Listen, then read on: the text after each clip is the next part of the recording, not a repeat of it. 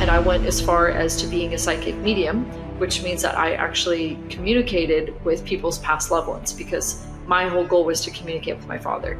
And there were times that I thought that I was communicating with my dad.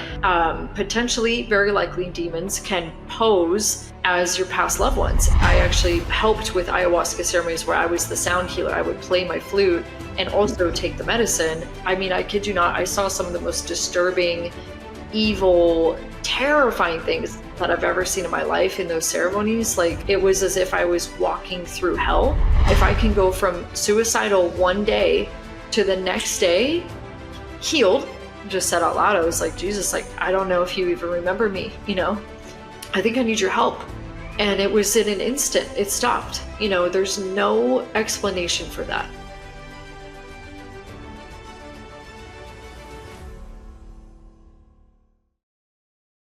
Hey, Kylie, how you doing today? I'm really good. How are you doing? I'm doing good.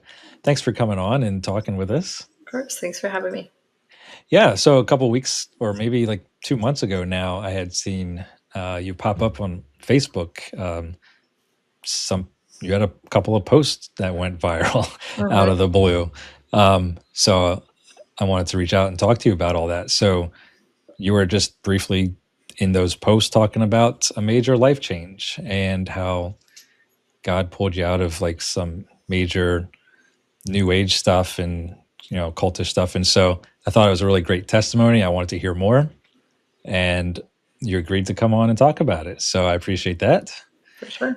And so I only know some of it, but I hope that a lot of people will not only learn a lot, but also maybe recognize some things in their own life that maybe needs to be changed or removed, or things like that. That's ultimately the goal here.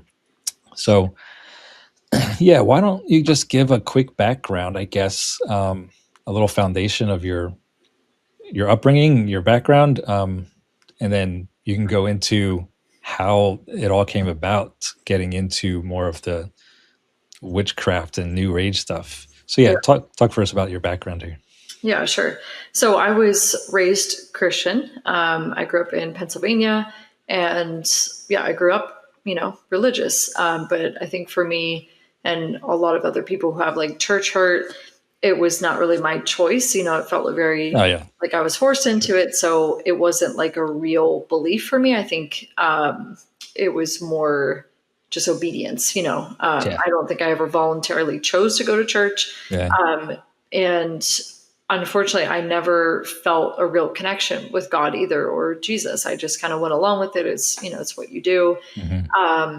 But yeah, in those environments, I can't really say that I was in a cult, but it was a little bit kind of erring on that side. Like, I remember we would hop around to a lot of different churches. We didn't really find anywhere that we kind of fit in. And we had just interactions with people that were just not great, not very kind people. So we kept trying to find somewhere that we felt comfortable.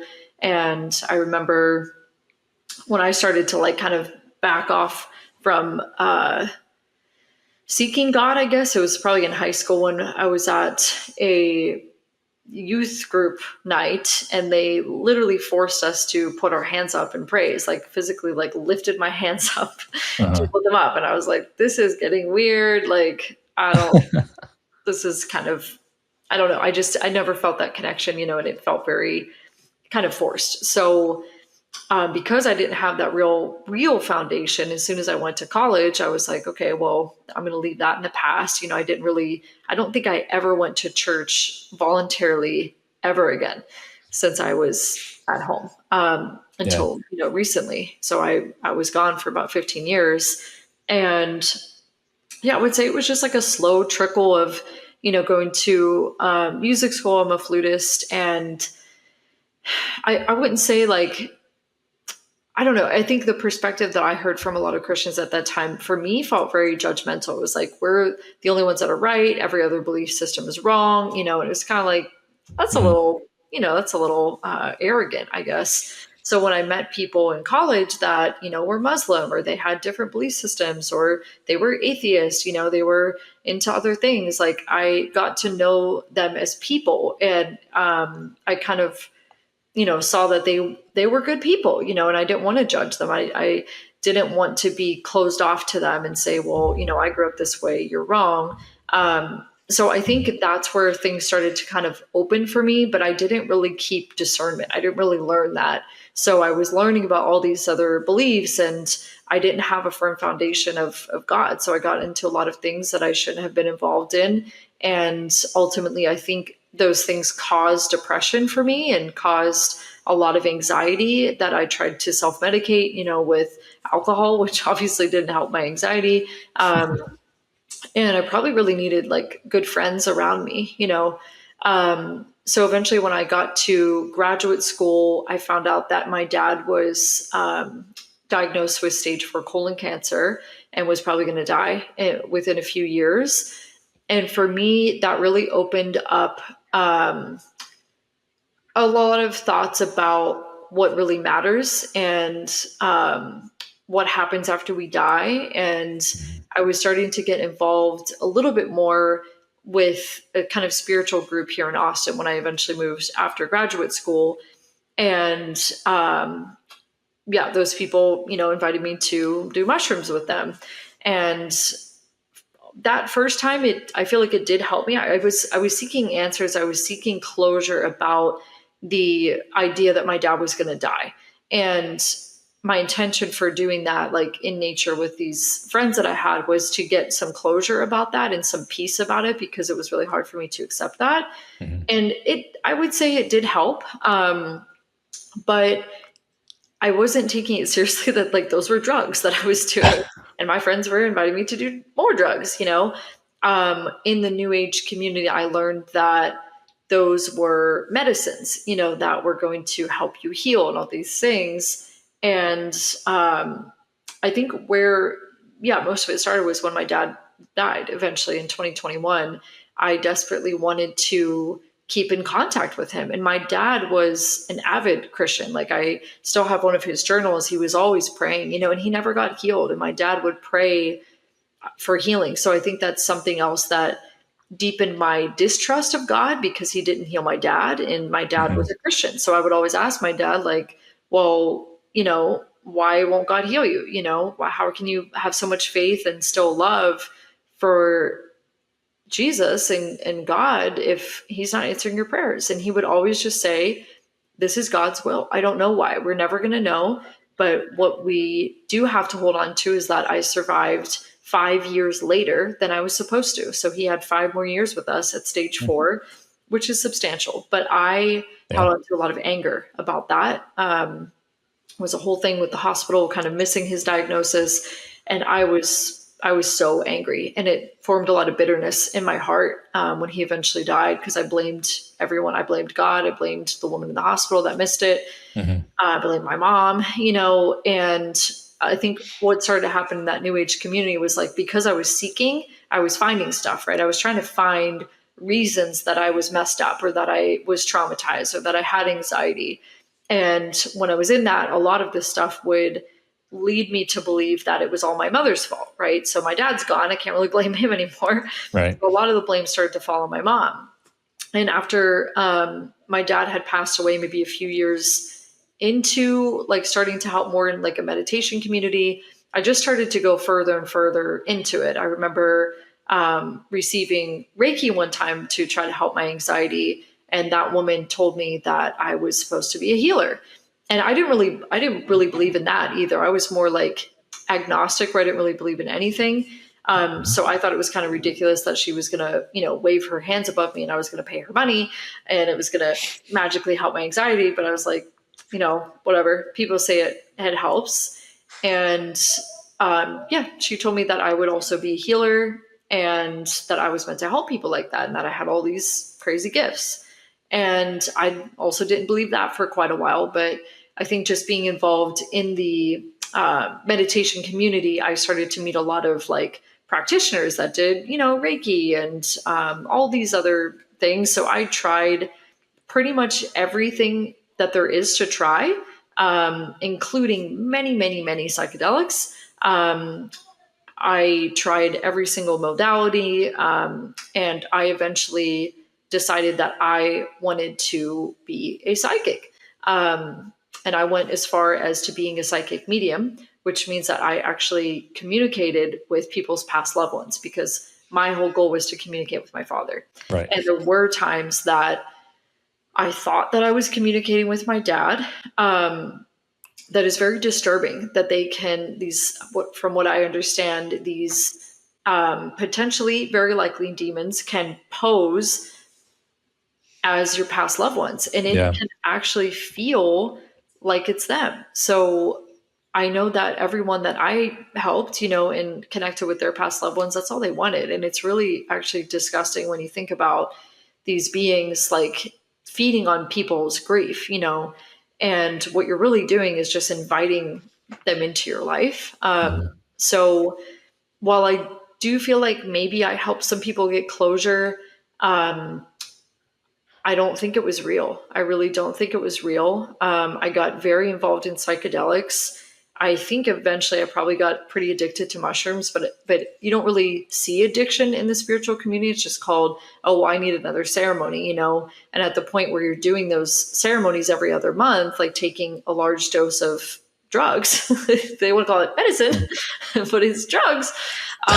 You're probably addicted to drugs. And Right. I did have some good friends kind of try to say something to me, but I was in complete denial, because I was like, no, I'm healing, and they're like, if you are doing these ceremonies, you need someone to sit there with you, because it can send you into like kind of a psychosis for the time period that you're on, the drug of choice. For me, a lot of it was usually mushrooms. But if you do have unhealed trauma or anxiety or things like that, it can really bring up a lot of stuff to the surface and leave you like kind of frantic and very ungrounded, where you're thinking that things are happening that aren't really happening. And it can be kind of dangerous. So I definitely at one point was doing it too often, and it was addicting, because I think like the good thing about these drugs and the people wanting to do them is that they want to feel closer to God. I think that's what the goal is. You feel this like peace, and you think you meet God, and a lot of people talk about that, but then you become addicted to that feeling, and the waking life is not as fulfilling as that, right? So then you go into microdosing mushrooms, which I also did for a long time, where it's like you get a little bit of not a high, but like a very peaceful, like everything is love, we're all connected to everything every day. So I eventually did ayahuasca like 7 times, and same kind of thing in that ceremony. Despite being extremely sick for like 7 hours, throwing up, like kind of thought I was going to die at that ceremony. The medicine, they call it like mother ayahuasca, which now I'm very clear that is a whole spirit. That is just a spirit that you are basically giving complete consent. Like you literally pray to it when you drink it and say like whatever your intention is, you are giving that spirit complete consent to take you on whatever experience journey for the next 12 hours that you are just you cannot do anything about it. You can't sober up. I mean, you can throw it up, but you're still usually going to be on it. And it is so strong. It's like DMT times 10, I think. And it can make you very sick. So you're throwing up the medicine. It's actually kind of like a poison, and you can be throwing up stuff for hours, like I was that first night. And what that medicine had kind of showed me, which also is very deceptive, because it literally gives you visions where you'll see either a past life memory or a memory from childhood or an insight into, the abuse that you handled as a kid or whatever. Then it kind of turns you against your family. And that's exactly what I fell into, which I've seen a lot in the New Age as well. So in that ceremony, I feel so sad like that this ever happened, but it really started to feed me these lies about my family and about my sister and my mother, and how like they were so abusive and jealous of me, and like all these twisted kind of evil implants into my mind. And I remember after that ceremony being like, oh, wow, it all makes sense. Like this is, explains all the issues that I've had in my life. It's my mom's fault, And eventually I completely cut off contact with my mother for, I think, a year and a half. And it was awful, it was awful. My mom was heartbroken. She would try to reach out to me and send emails. And it was like everyone around me was affirming what I was doing. They're like, you're so strong, like so good for you to like, set boundaries. And, if someone's not bringing you peace, you need to cut them out. It's very common in this new age sort of self-help environment that you learn about boundaries, right? You learn about gaslighting and everyone's a narcissist. And if your parent causes you one like thing of unpeace, you just cut them off. So luckily, after about a year and a half, I ended up unblocking my mom and we worked it out. But I did lots of psychedelics. I actually helped with ayahuasca ceremonies where I was the sound healer. I would play my flute and also take the medicine while I witnessed everyone else on these medicines. And I mean, I kid you not, I saw some of the most disturbing, evil, terrifying things that I've ever seen in my life in those ceremonies. Like it was as if I was walking through hell. People convulsing, they would call it exorcisms, and they would say that the demons are being purged by the shaman. He's throwing them up and whatever. So you think that you're healing your ancestral trauma. That's why people come there. And it's like each thing that you throw up is like a demon. And it literally sounds like that. It's like scary. And they're saying that you're healing your ancestors when you're doing that, as if all their trauma is in your body. Which I do think DNA is real and epigenetics and all that, but you really think that you are there to be the healer of your bloodline and purge these things from your ancestors, and that your life, because of doing this, will be healed. Sounds like a lot like what Jesus does, right? Yep. So if that were true, I would not have had to do 6 ayahuasca ceremonies, another thing called bufo, mushrooms 15 times, Reiki, retreats, somatics. I can't even, there's probably like 50 different modalities that I tried. If it truly worked, why did I have to keep coming back? Yeah. Because my life got worse after I did ayahuasca for the first time. It wow. turned my life into a nightmare. But my intention with that medicine was, I mean, this was terrifying for me to say. My intention was remove every person, every thought, every belief, everything in my life that is not serving me and leading me to the highest version of who I'm supposed to be, which in my mind was starting to get so infiltrated by this narcissistic, self-centered, spiritual principle of manifesting my dream life, right? That I should be rich, I should have a perfect husband, that I should be kind of famous, that I should have amazing friends, that I should go on vacations all the time on yachts and post on Instagram, and I should have just a magic life, right? Because I've now healed my lineage. So therefore I'm free from all of the bondage that they were in. So tell me why, after I sat with ayahuasca, did I get super depressed, literally get assaulted weeks later by a terrifying evil person, have horrible friendships, being so in debt and so broken, and my life flipped upside down to the point where I went back to sit with the medicine because I thought that it would help me heal another layer, right?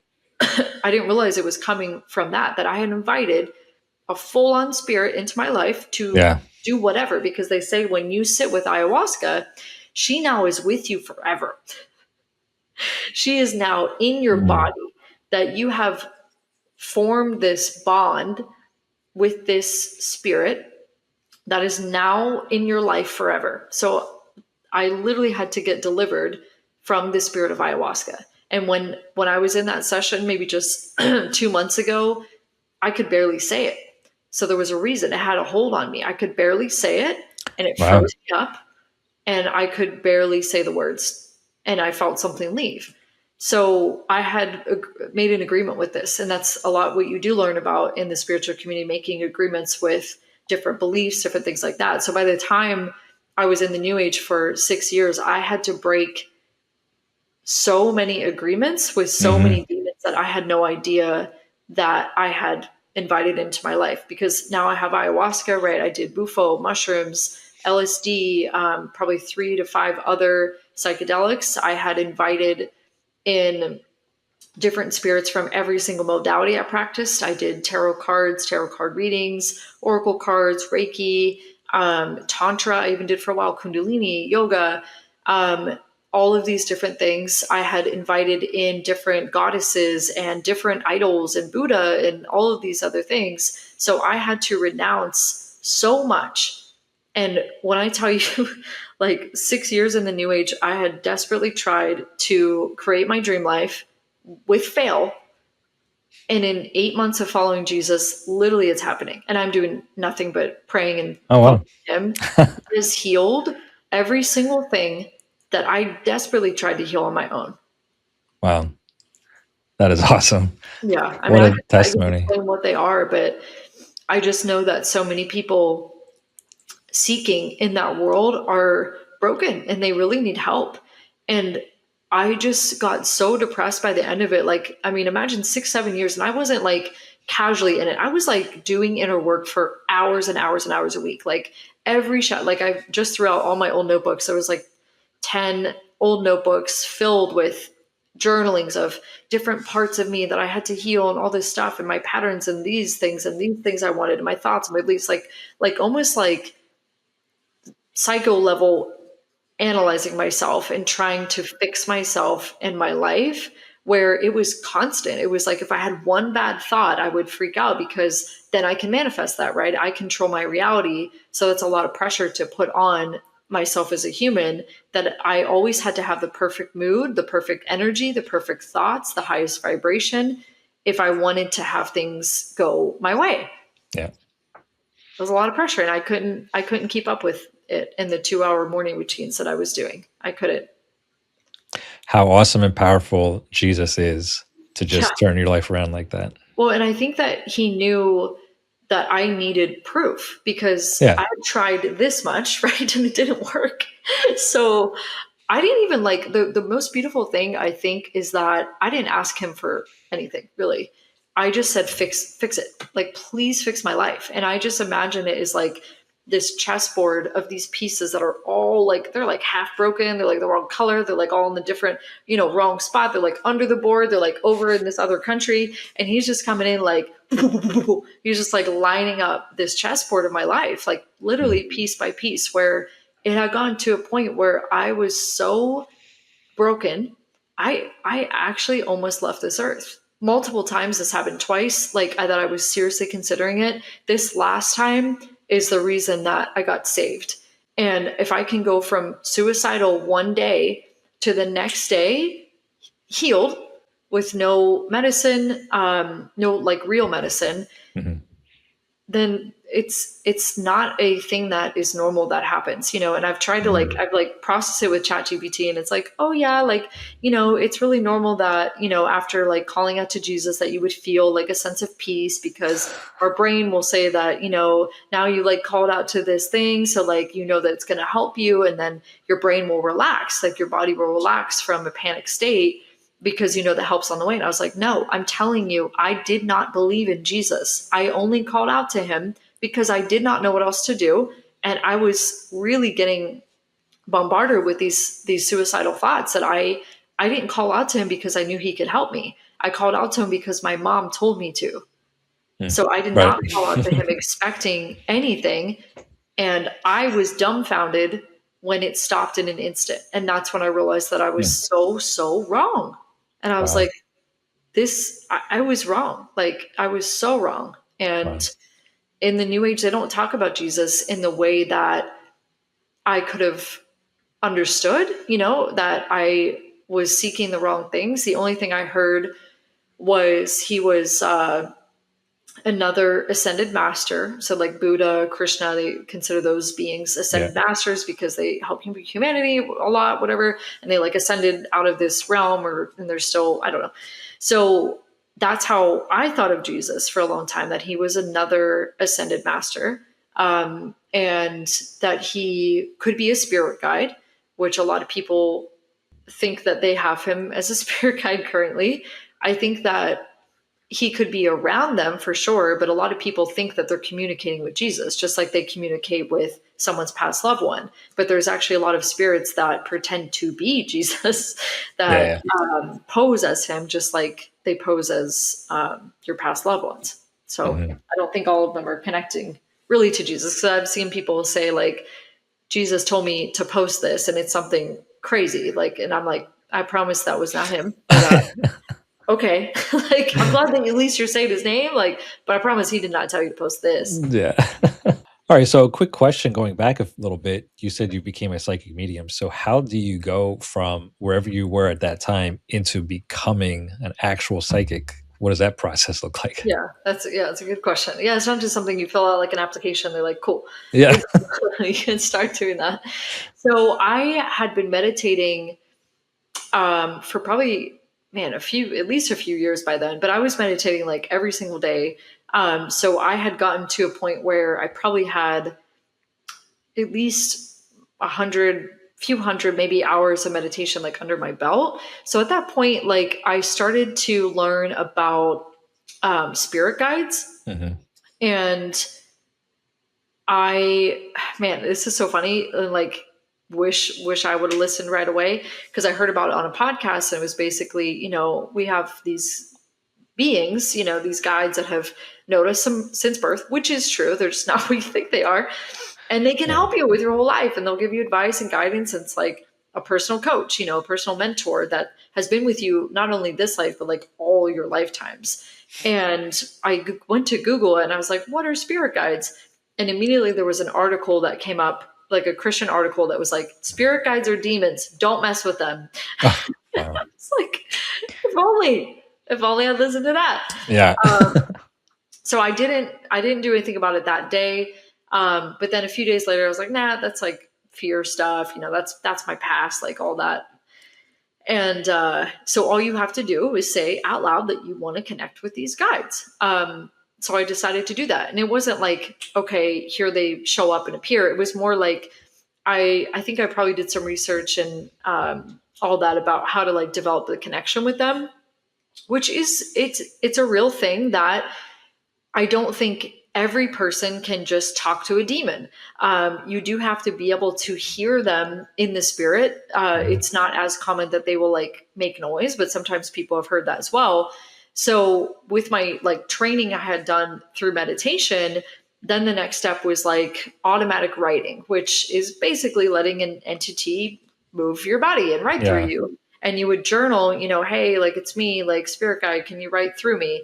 And even that, it's not like it happens right away. It's something you have to like train. It's like a skill, right? I'm learning to be a witch. I didn't know that. But, I wanted to do this to help myself, to help other people. I started learning a lot about like past lives and things. So I wanted to understand myself, and again, that's seeking to understand yourself is what a relationship with God has done for me. He's showing me who I really am, but I was seeking that, the whole time, just in the wrong places, which again, I do believe everyone, or not, I can't say everyone, but a lot of people in this world are really just ultimately they're seeking God, but they don't really know that or don't think of it that way. Right. So I practiced automatic writing, and eventually, maybe a few months later, it got to the point where I could get an answer, hey, what should I do about XYZ? I give you permission to write through me, literally giving that being permission to have access to my body now.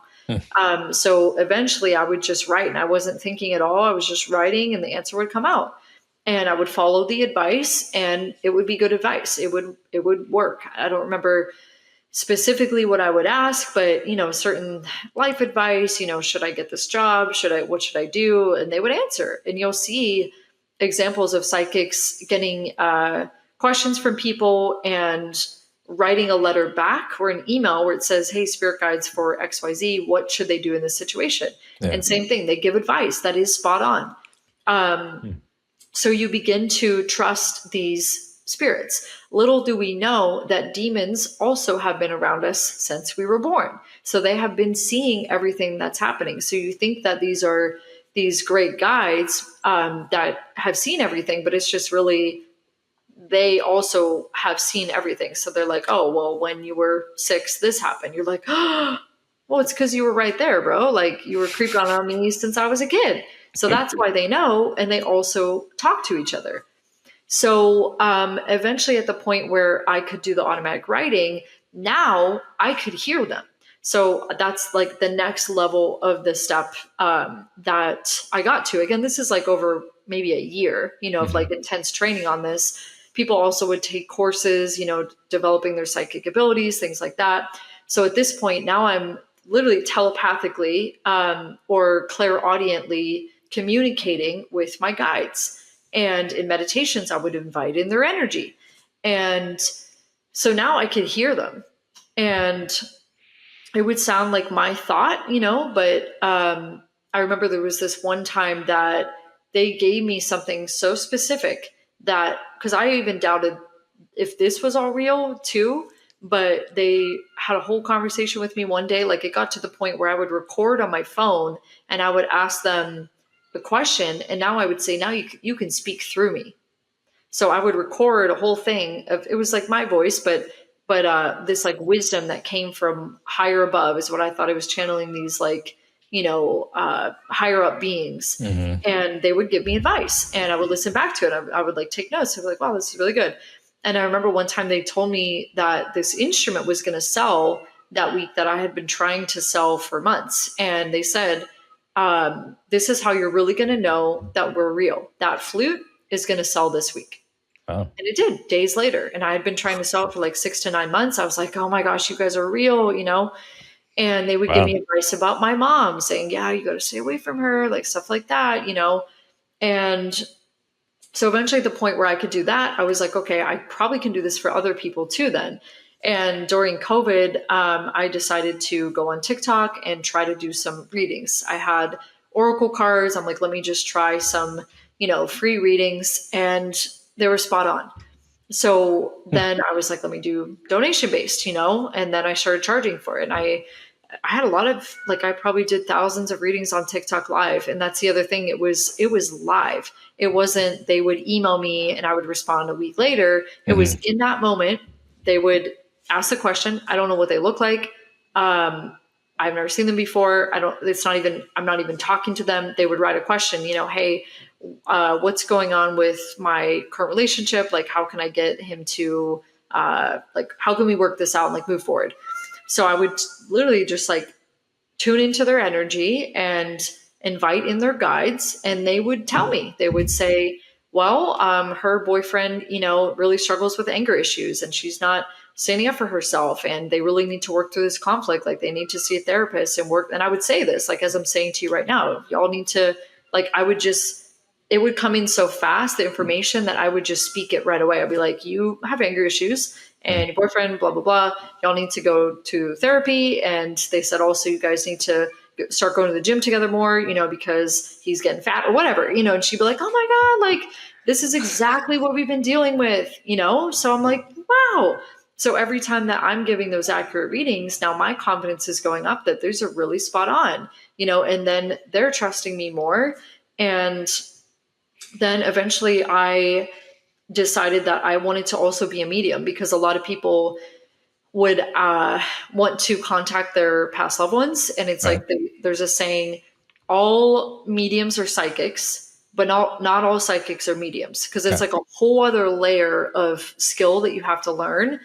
And it's scary, it's scary, because when you start opening up to that stuff, it's kind of like a free-for-all that any being can come and chat with you, because if you don't have good enough protection, they can just show up whenever and be like, hey, we also want to talk to them or whatever. Wow. And then you start receiving information when you're out in public and you're, talking to someone, and I'm like, oh, sorry, like your guides want to tell me something, like, because I'm starting to now be able to do that for anyone at any time, at any moment. So now I decided that I want to go a step deeper and help people, because I had lost my dad, that I want to be a medium. So same thing. I just said out loud, I want to be a medium. I would just say it for like 2 weeks.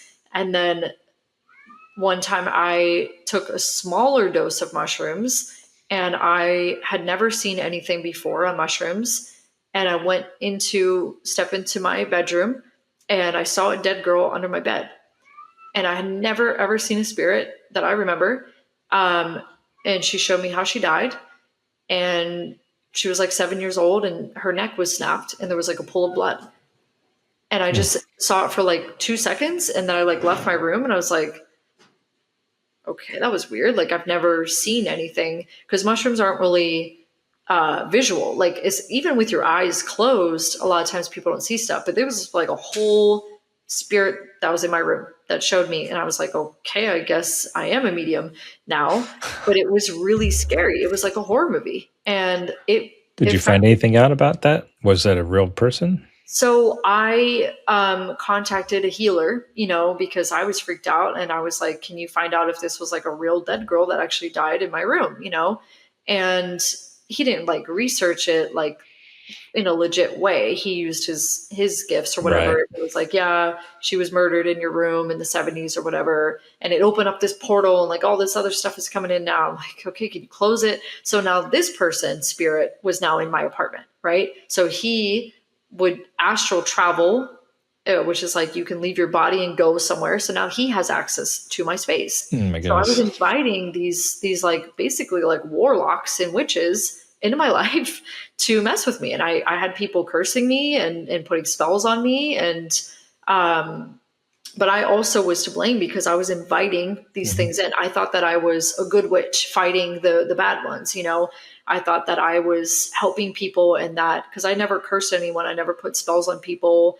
I was just like protecting, myself. But I mean, in that community, I literally met like full on witches that would want people dead, and those people would say that person's name, and they would get a vision of them dying, like real hexes and threats, to their lives. I knew people that died randomly that were married to witches. Like, I think there's a lot more stuff going on that people don't think is real. People still say, "Oh, witches aren't real." I'm like, no, it's real.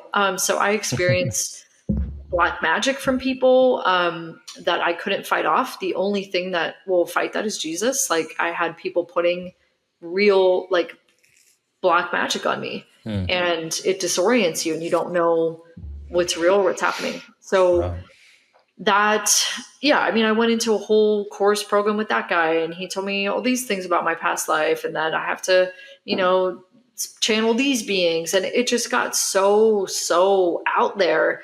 I mean, I've seen aliens, I've seen UFOs, I've seen beings in my room, I've seen so many things that I think what has really helped me to get so close to Jesus so fast is that I know that that stuff is real. There's a lot of people that don't believe in God because they don't believe in anything, right? They've never had a spiritual experience. I have seen so much. I've Hmm. experienced so much. So Wow. I know 1,000% that there is a spiritual world. And I know now that I was not on the right side, that I was actually very close to Satan's army, that he was using me and my gifts, that I think I am intuitive, but he was using my gifts to infiltrate my life. And by every single reading that I had done, I was inviting more and more demons into my life. So I had no idea that I was getting chained and getting oppressed by so many things. And it sickens me. It honestly does. I'm still processing how deceived I was. And that's why I want to offer compassion to people in the new age who can't see it, because it is so convincing. Hmm. And you're talking to these beings, and how they present is this like glowing, like blues and purple being, like, so beautiful. And you think you're talking to like 10th dimensional aliens. Hmm. And I understand how people are deceived, because I was. All of these beings are not who they say they are. And if anyone is channeling them or connecting to them that wants to know the truth, just test it. You can say, show your true self in the name of Jesus Christ of Nazareth. And I have heard of so many incidents where people say that don't really believe it, and Yeah. they literally turn into demons. Wow. And they're like, oh, okay. And I've heard it's also when you start questioning them, or you start opening up the Bible, that Yeah. they turn on you. And I believe that's what happened with mine, because not that I was like seeking Jesus, but he was pursuing me for probably, quite a few months leading up to my birthday. And then, basically how I got saved was Mm-hmm.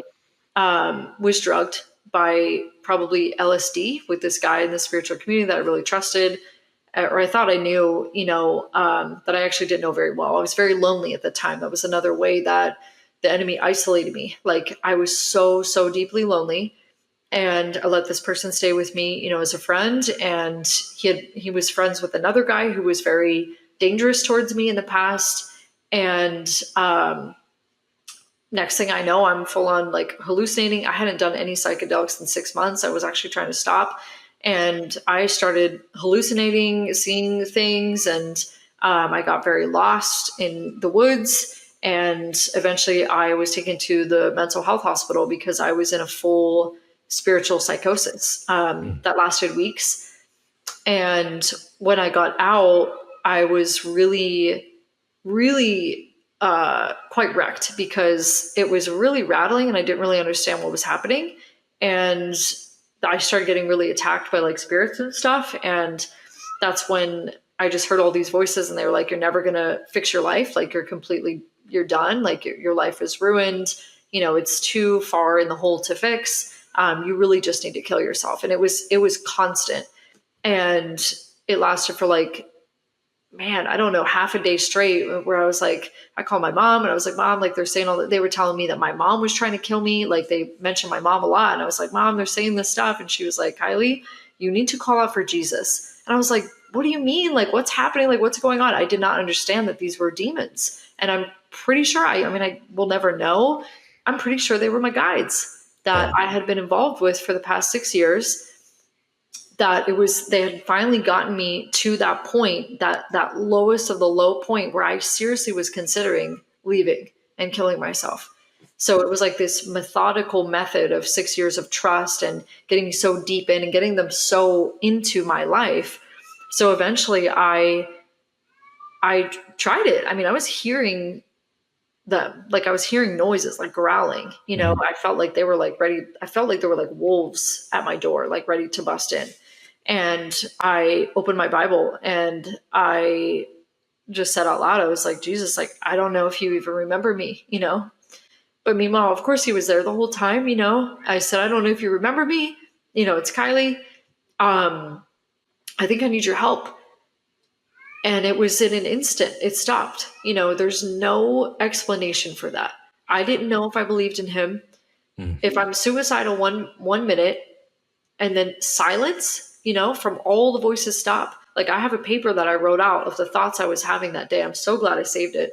It was when I was throwing out my notebooks. It was just the worst thoughts I've ever had. And it was so many that if I had used my new age tools to go into every thought, like I used to do, to find out what the root is and transform that into a more positive thought, it would have taken me months and months and months and months. And I probably would have had to pay a coach to help me. Right. So if that can stop in an instant, Wow. right. So then I ended up going to church and asking for prayer. I was like, hey, I'm really like dealing with a lot of negative stuff. I did, call it to Jesus and it helped, but like, I think I need help.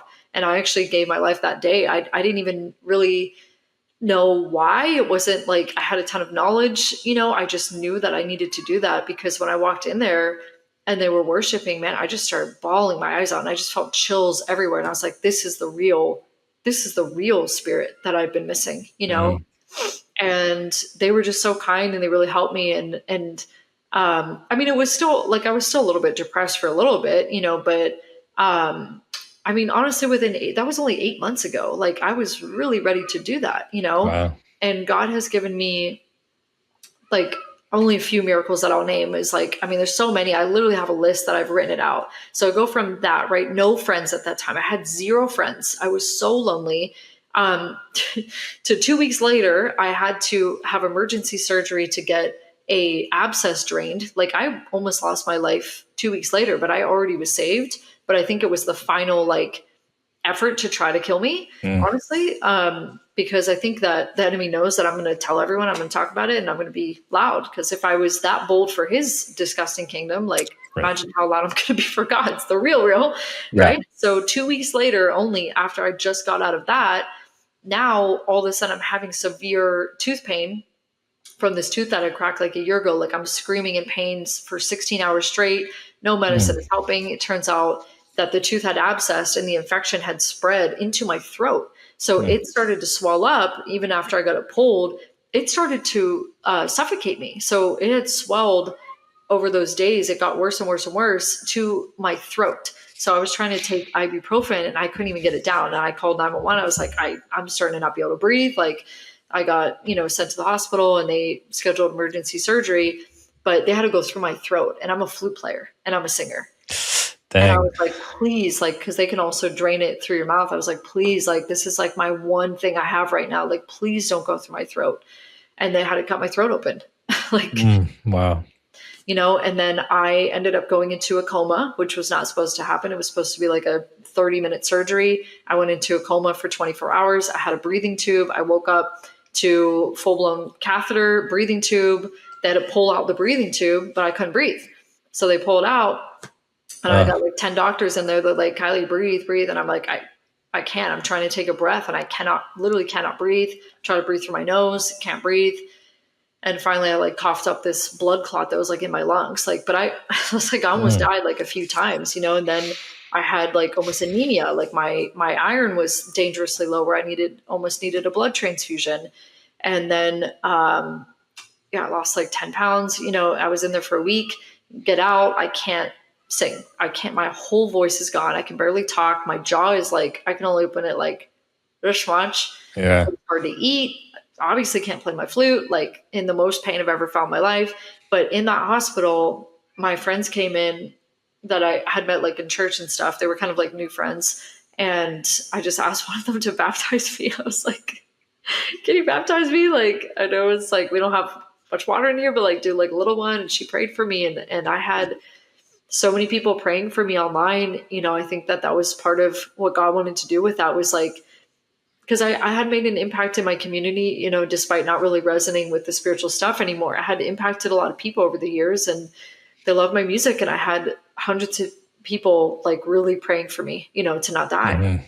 And so, yeah, I recovered from that. Obviously, my jaw is still a little bit healing and I got this scar, but since then, I have like 15 friends now that are all amazing Christian women. I have the cheapest apartment I've ever had since I moved to Austin 7 years ago, with like utilities included. I got a harp recently. I prayed for a harp. I was able to get a harp for a really good price. I'm making good money. I got a cat. I prayed for a specific cat. I got that cat because I lost my other one. My mood is stable. Like I don't have these low lows anymore. And that was so common in that world. Like you would like go into a deep depression. They would call it a dark night of the soul. And then you got to heal from that and try to get back up. It was constantly like this, and my mood is just steady. I'm not like ecstatic every day, or like, it's crazy. Oh, yeah. It's like everything's perfect, Oh, yeah. But I just feel like I have someone to walk through things with me. Some things that I have avoided for years that I never felt like I could do, I can do them now. And like I've improved, like not only just miracles with healing, but like basic character things that I've been working on for years, be more consistent in the gym with cleaning my space, like cooking more, like these things that I have tried for so long to do on my own, to be this best version of myself. I literally could not do it on my own. And I really, again, like, I don't want to blame the spiritual community and say it's all evil, because by what I've noticed, by training that gift of like hearing spirit, I can hear the Holy Spirit now. It's not as reliable or constant. It's not like I can tune into your energy. I'm going to get all this stuff, but there have been at least, 2 or 3 times so far that I've gotten a word for someone that has been from God. It's been accurate and I can hear it, and it sometimes comes through as like, I was dealing with kind of some bullying recently with this girl I work with, and I was feeling really upset about it. And I knew I had to go read the Psalms, and I open it up and I just hear the numbers. Like, I can't remember what it was. I think it was like 62, 16, 75, whatever it was. It was like 4 or 5 in a row that I heard the number. and it exactly pertained to what I was dealing with, about people spewing venom from their mouths, talking bad about you, and how God will fight on your behalf, Right. and Yeah. He protects the ones that are pure in heart and that are kind. It was Mhm. like 5 verses back to back that made me bawl my eyes out. It was just another confirmation. I'm like, you're real. Like, you're not only real, you know what's going on. You're listening to my prayers. You care Mhm. about what's happening. And now you're going to have me open up my Bible and go to the specific verses that I do not know, that there's no way that I know what Psalm 72 says, or whatever it was, Mhm. that exactly pertain to my situation. Not a little bit, like exactly. People being cruel and spewing evil from their mouths, and how we're protected, and you will fight our battles. Like, that kind of stuff, it just strengthens my faith. Like, so I really do feel like training that gift of hearing has, directly correlated to hearing the Holy Spirit now. So I'm glad that the enemy didn't completely get to just take that from me, and I don't know Mhm. what's going to happen with that. But yeah, I'm curious to find out what God really has for me.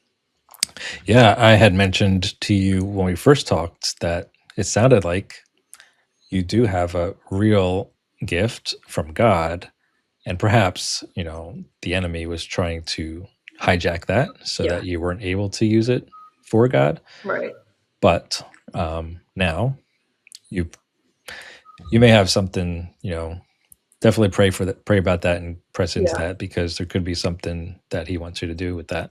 sure. Yeah, it's like hard though, and I've Oh yeah. heard a lot of people saying that, because now it's like, can I trust that? Is it this? But what I do notice is that access point that I had, it was almost like this channel that was open. As Mhm. soon as I accepted Jesus, it's off. Like, and that's what a lot of people ask me. They're like, "What do you mean you were psychic? Like, it doesn't just stop." But it's different. It's, again, Mhm. I'm not trying to get information. I'm not like reading into you and doing all this. I probably still could if I really wanted to go backwards, but it's just different. It's when God wants something to come through. It's not all the time. It's completely random, and I'm not trying to do anything. Well, it's important to make sure all those doors are closed, which it sounds like you've Yeah. gone through a lot of that process, Hmm. um, and that the right doors are open, so that when you Right. do Right. intently listen, that you're hearing from the right things, the right Sure. side. Of course. So that's you can be confident if all those other doors are closed. Right. Right. You can have confidence that you're hearing Yeah. from the right spirits. For sure. And it's like, it's humbling too, because it's not like I have my like session with God and he's going to tell me all this advice. Like, sometimes I don't be hearing anything for weeks. I'm like, hello, and then sometimes like, hey, do this, blah, blah, blah. Like, actually a really good example of this was, so I do like pedicabbing. I think I told you that. It's like I Hmm. drive like the bike and the cab, and we have to rent the cabs every month. And it was getting quite expensive. It was supposed to be $800 this month, because we have a big festival happening in Austin. And that's in addition to my rent, my bills and all that. And I was like, God, like, ooh, this is, I need some extra money for these things. I had like 3,000 that I needed. Um, and I'm driving to work one day, and I had been working this one area that I wasn't doing that well in for like one of the concerts. So I was going to go to the other side, and I'm praying about it before work. I'm like, hey, protect me, the people in my cab. Like, if you want me to talk to anyone about you, like, I'm open for that. And he's like, I want you to go back to that side. And it's not like I heard like the whole sentence, like, you're going to go back to the side. I just, it's like a feeling like Yeah. same side. And Hmm. I challenged it. I was like, no, like, I haven't been making money on that side. Same side. I'm like, no, like, you're not listening to me. So I was like, okay, whatever. I'll go to the same side. And I pull up, and I had been in talks with a different shop that was cheaper, that would let me move over to them for like 400 a month, or whatever, instead of 800. And then my friend pulls up that I haven't seen in like 4 months. And he's like, hey, why do you come work for my shop? Like, we actually barely ever pay rent, because we do these events where they pay us per hour, and usually it covers the rent. And I was like, what? And he's like, yeah, I tried to tell you this like a year ago, but you weren't listening. And I'm like, wait, what do you mean? Like, and he's like, yeah, actually this month, not only is the rent going to be paid, but you're going to get paid $800. Wow. And I was like, wait, huh? Like, what do you mean? He's like, yeah, and he had already texted his boss to see if they like had room for me. He's like, yeah, you can talk to him tomorrow. Like, they'll have you on. So Oh wow. within like a week of praying about this situation, I went from paying $800 to paying $400 to making $800 and having no rent. And now I've gotten two or three of my friends on with that same company, and we're all making that money this week for the Yeah. festival. Oh wow. So if I had not listened, or been like, no, I'm going to lean on my own understanding, go to the other side, I would not have run into my friend that night Yeah. that I hadn't seen in a long time. So it's like sometimes the things don't really make sense. They're like, that's not logical with what I know, right? He knew that they had that deal and that guy was going to be there. And yeah, I switched over and it's been amazing. Yeah, that's awesome.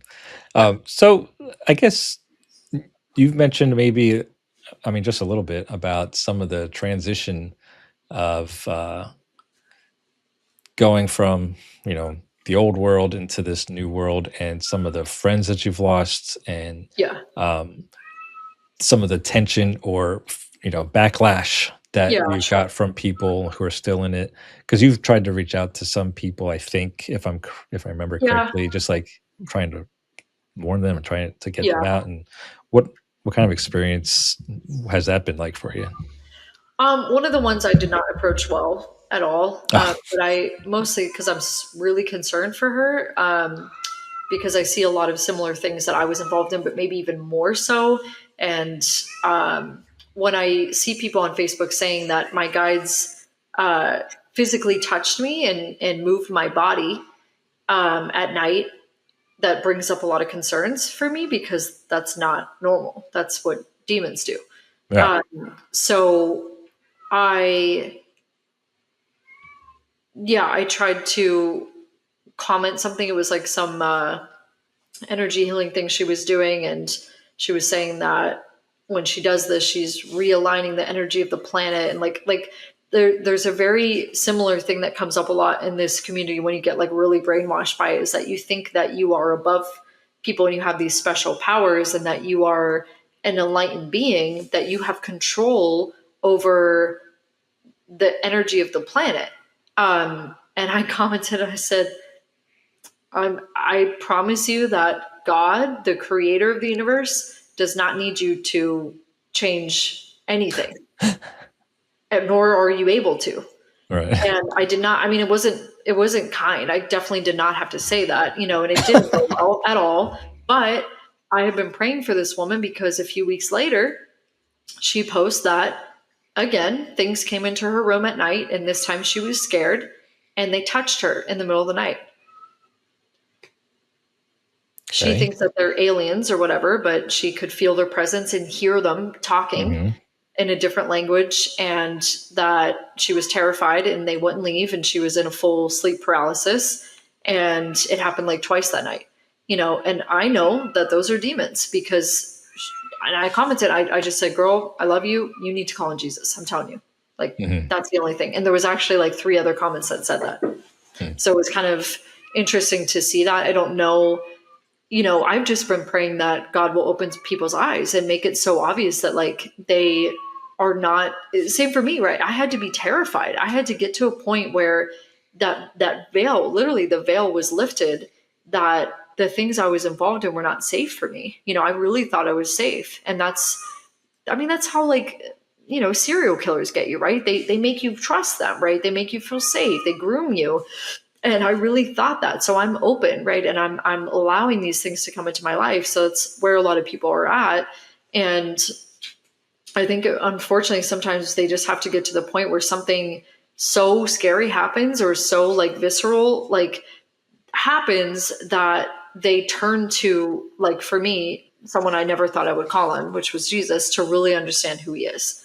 So that didn't go well. But I have had a lot of other people message me, again, I think because I was kind of, no, I wasn't like famous or anything, but I was pretty well known in my little community here in Austin, that people really trusted me, in my opinion, and looked to me for guidance. So now that I'm going here, it's kind of like some people are starting to question that, so I've had people reach out and say, like, I sat with you in an ayahuasca ceremony 5 years ago, and I have been getting attacked since. Every time this person said that they went back, and same kind of thing. They felt things in their room, walking on their bed, talking about them. This guy told me he heard these demons say, "We can't believe he's still alive." They're in his room at night after he had sat with ayahuasca again, Hmm. and literally were saying, "We can't. Is he still alive? We can't. How is he still? How is he still alive?" That's what they said. Uh, So he was like, "I'd never thought that I would be saying this either, but I'm kind of interested in Jesus. Like, I kind of, this is terrifying. Nothing is working. Like, we've all been deceived," was what he said about ayahuasca. I've had a lot of people say that about ayahuasca. I've had other people message me that, like, same kind of shock, that they think that they're going to turn to Jesus because something happened, right? Or something went wrong, or they're just been curious. He's been knocking at their heart. So it's been a lot of positive things. Some of my friends have gotten saved since. I've had the opportunity to talk to homeless people about Jesus, and my other coworkers, that it seems like they're opening. It's really beautiful when you share your testimony. You can't argue what someone's real experience was. exactly. Yeah. That's what I'm hoping like videos like this will do, and just Yeah. open up a door. Do you have any like plan or anything that, like, what if someone wanted to reach out to you for questions? For sure. I have had people ask, honestly, after that post went viral, like that was God too, because Hmm. 7 years of New Age, nothing ever went viral that I posted. It Yeah. went from me just honestly saying, like, hey, I was involved in this. I don't agree with it anymore. Jesus is the way, to reaching 4 million people. Oh, really? That So, that much? yes, Oh, wow. yes. So I have had a lot of people reach out. I've responded to as many as I could, but it honestly was like 200 to 300 messages. Like, it was Yeah. crazy. Yeah. And I was like, oh my gosh. So I've responded to a lot of people that I could feel were like on the edge. They were like, hey, I'm still in New Age stuff, but like, I'm kind of like, should I throw this stuff out? I'll be like, yes, like throw it out, because that's one of the first steps that, I think we have to do is like call out to Jesus, and invite him into our lives. And that was kind of like, I struggled with that because I was like, yes, I believe in you, all that. But one of my friends was like, but have you asked him to be the Lord of your life? Have you given him full authority over your life? And I was like, ooh, I don't know if I'm ready to give up that perceived control that I had. So that took me a few weeks, but eventually I did. And then I got rid of all my New Age stuff. So a lot of people are kind of struggling with that. It seems there's a lot of like attachment to it, or they have cards and they're like, well, didn't God create the cards or whatever? Or this is how I get a word from God. I'm like, but you can't control it. Like, you cannot. And same thing, I had just told one of my friends that. I was like, girl, you got to throw those cards away. Same thing. 2 weeks later, she's like, I'm dealing with insane spiritual warfare. Like, can you pray for me? Hmm. First thing I hear, did you throw those cards away? So now she has, and it stopped. So it's like, Oh, when wow. there's still, it's kind of like they teach about like portals of energy in the New Age, and it's kind of real. If you have those cards, that's tied to, it's not tied to God. It's an open door. Like I mentioned Exactly. that earlier. That's Exactly. something like that it is, especially Yes. objects Yeah, can and be open and I doors. didn't know that a Buddha statue was worshiping another god. Like, I had a thing, it looked nice, Hmm. but that was me. I didn't have Jesus in my apartment. I had Buddha. Yeah, right, So I exactly. literally had an idol. I had little Hindu statues. They seem cute and harmless, but then it's, you're praying to this one Hindu goddess to give you money, and then when she does, you've just made a contract with another demon. Exactly. That's what it is. So it's just crazy, but it's like it happens so innocently. I heard about that because I went to a workshop, and they were like, oh my gosh, like I got money this way, and like she's amazing. Like, you got to connect with her and she can help you. It's like it happens in these ways where you trust these people and respect them, and they're telling you this. So yeah, I had to get rid of all of that. But yeah, if someone is curious, like I honestly would just pray and ask, hey, Jesus, if you're real, reveal yourself to me. Let me see that. Let me feel that you're real. And just wait to see what happens. And then from there, yeah, you gotta shut those doors, because even if you give your life, like you can still be, I've heard you can be oppressed, but you can't be possessed. So Hmm. so energies can still come in, because it's basically like, I like to think of the spiritual world as like contracts and like legalism. Like, if I have those cards legally, that is kind of me sinning against God. So that gives them a door, like legal access to mess with me. And that's what I told my friend. I said, even sex before marriage, like, I'm sorry to some of my friends. I'm like, you were a Christian. Same thing. She also heard a demon in the middle of the night. I'm like, girl, like, this is not normal. And I had to tell her, like, you are giving the enemy legal access. Like, he has every right to, you got to think about, like, if you're a lawyer, like, he has every right to mess with you. Yeah. So it's like, we can be upset about all we want and like call out to Jesus, but he's not going to I don't think again and again, allow us to still disobey him and come in and swoop and save us every time, because that's not really fair, right? It's like, hey, come save me. There's a demon in my room. It's like, well, okay, yeah.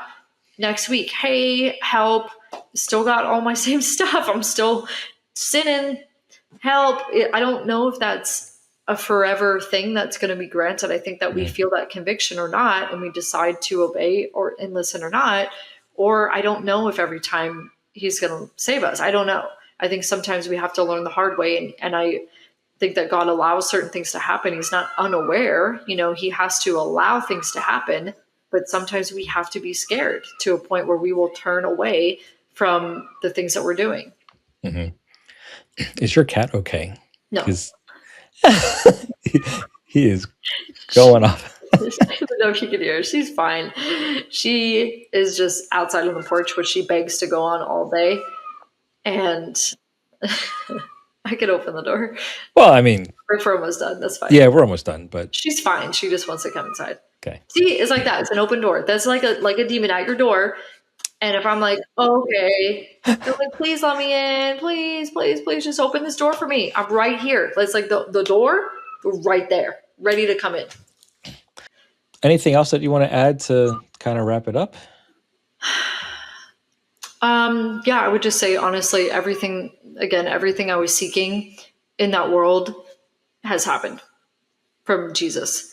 And It is such a relief to not be in control constantly of my thoughts, my beliefs, my actions, all the, like, trying to control all these things. It is such a relief to not be my own God anymore.